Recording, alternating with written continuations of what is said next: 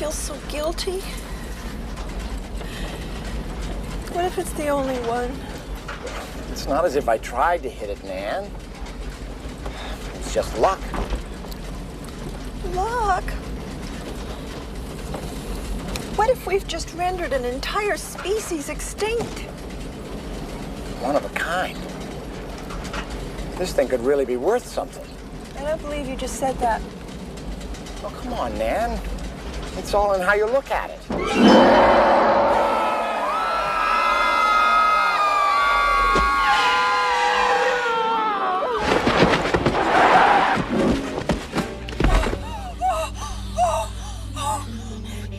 For years now, people all over the world have been wondering if Bigfoot really exists. And today, I am here to prove to you that it's no mystery and that the rumors are true. Bigfoot really does exist. It's important that you know that this creature exists, that you and your loved ones can be safe when traveling in, around, and out of the forest areas. I've been doing my research for the past couple of weeks and have learned a lot about Bigfoot and why he truly does exist from multiple credible sources. Adding on to what Brett had addressed about sightings and forensic evidence, first I will today be discussing a lot of the myths and fables and sightings of Bigfoot in Native American culture, and then I will also be discussing the noises and unusual noises, might I add, that exist all over the world today that can't just be any other mammal, proving Bigfoot's existence. First, let's take a look at some of the Sasquatches in Native American culture.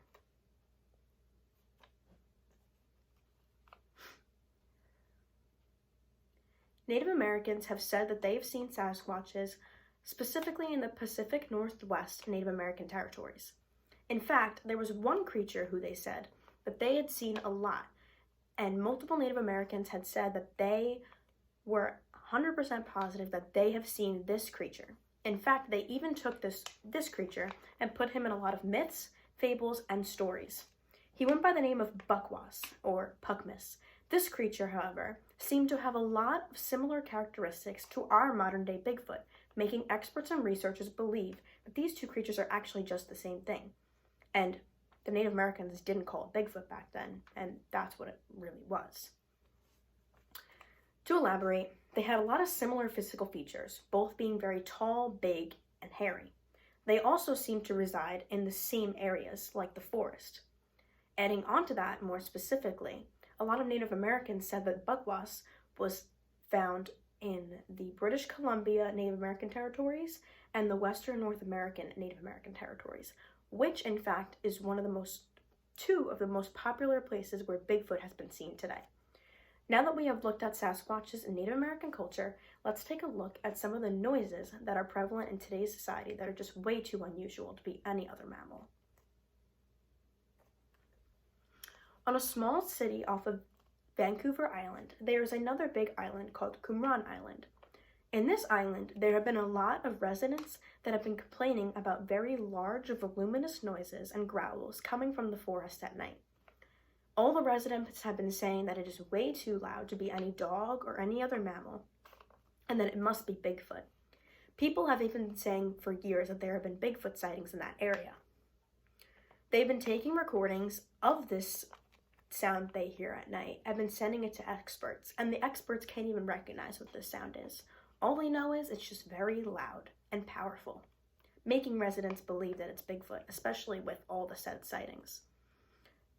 And if you know Qumran Island, you know that there's no wildlife there, so it's virtually impossible for it to be any other mammal. There's no coyotes, no wolves, no bears, nothing of the sorts.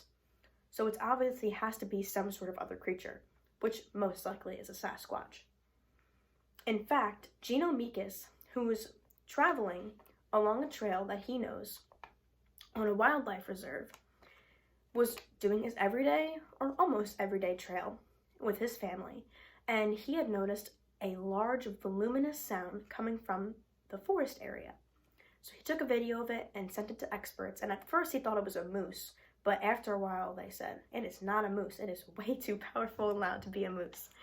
And the experts couldn't even recognize what it was. And the fact that they couldn't recognize and couldn't hear the distinct noises that was coming from this mammal just goes to show that it was Bigfoot.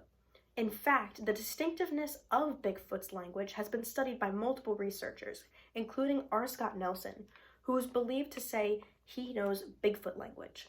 He believes that Bigfoot language is a combination of a lot of words and phrases said by Bigfoot, but it is actually 2 times faster than the human brain can process, which is why we can't hear it and why it just sounds like mumbling and very loud noises.